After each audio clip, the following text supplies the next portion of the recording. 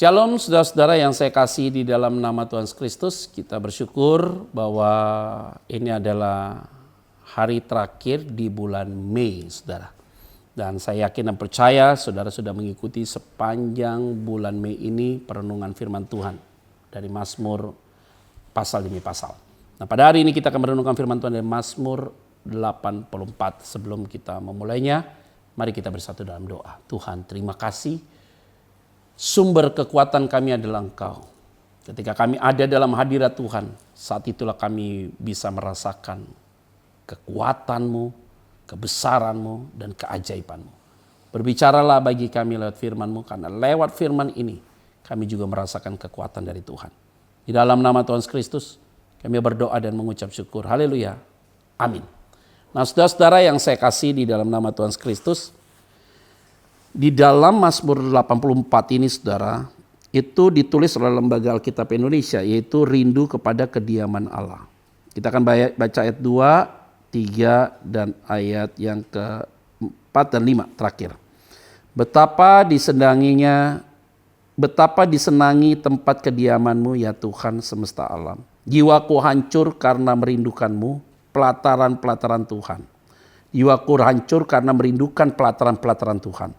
Hatiku dan dagingku bersorak-sorai kepada Allah yang hidup. Bahkan burung pipit telah mendapat sebuah rumah, dan burung layang-layang sebuah sarang, tempat menaruh anak-anaknya. Pada mezbah-mezbah-Mu ya Tuhan semesta alam, ya Rajaku dan Allahku. Terakhir ayat 5. Berbahagialah orang-orang yang diam di rumah-Mu, yang terus-menerus memuji-muji Engkau. Saudara yang saya kasih di dalam nama Tuhan Kristus, kediaman Allah itu dapat ditafsirkan macam-macam saudara. Tapi lebih tepatnya kita bicara tentang kehadiran Tuhan.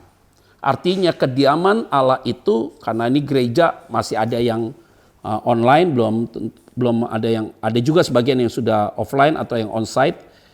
Tetapi kita bicara tentang hadirat Tuhan itu bisa hadir di dalam rumahmu. Jadi Kingdom of God, omnipresent bisa hadir di dalam rumahmu. Di dalam rumah Tuhan iya, tapi lebih jauh daripada itu Kingdom of God, yaitu kerajaan Allah di kemudian hari, kehidupan kita yang akan datang.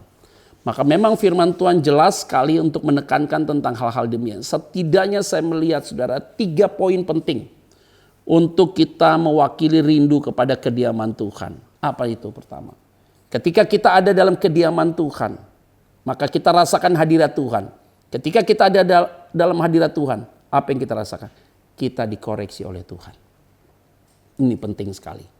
Jadi ketika hadirat Tuhan itu terjadi dalam hidup saudara, baik di rumahmu engkau membangun mezbah keluarga, baik di kantormu engkau membangun mezbah keluarga, baik di tempat usahamu engkau membangun mezbah keluarga, baik di tempat pelayanan engkau membangun mezbah keluarga, engkau merasakan hadirat Tuhan.